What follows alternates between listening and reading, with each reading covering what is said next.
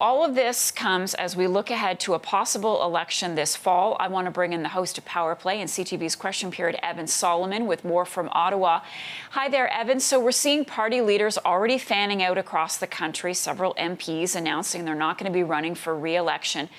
Just how close do you think we are to the start of a campaign? And what do you think is the PM's case, or will be his case, for calling this election? Well, let's just start about everybody here is on essentially election footing. You might call this the phony war. All the leaders are crisscrossing the country at barbecues and events. They are test running promises. They're trying to feel out what they're going to do. The prime minister is doing the same. That obviously the $6 billion announcement he made with the Quebec Premier Legault on childcare, essentially not having strings attached to that money because they've already got their own jurisdiction there, was a massive election moment where he wanted to bask in the halo of Premier Legault. So look, for all intents and purposes, the election's on. The question is when. It could be this Sunday, it could be any day now. So everybody's ready.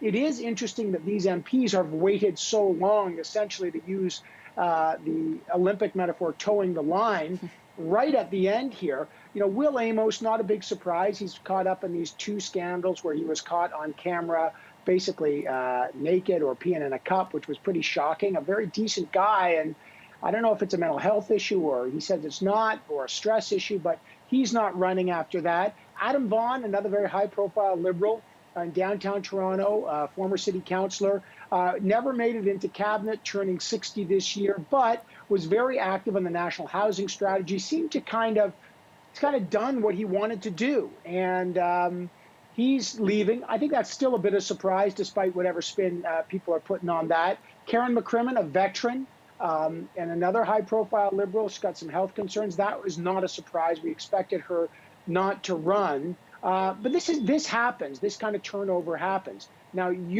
the question is, what's the case for an election? It's really interesting. Anytime a minority government calls an election, there's always kind of, why are they doing it? Is this an unnecessary election or not? The fact is that with the Delta variant, and nobody knows if there's going to be anything like a fourth wave, there are genuine questions as to the safety and the prudence of an election. By the same token, minority governments last about what? On average 2 years, right?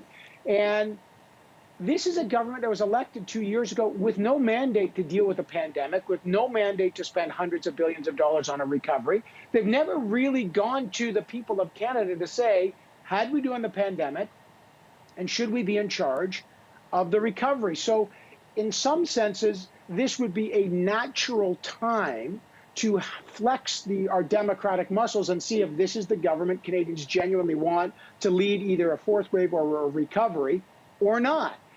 So you're hearing just the regular choruses of unnecessary election or necessary election. But in my view, this is a typical time for a minority government, and Canadians probably would like a say as to who should lead in the last innings of the pandemic and the first innings of the recovery. Okay, so as you say, we're on standby. What is it going to look like if the election is called this week? Can you walk us through the steps to watch for?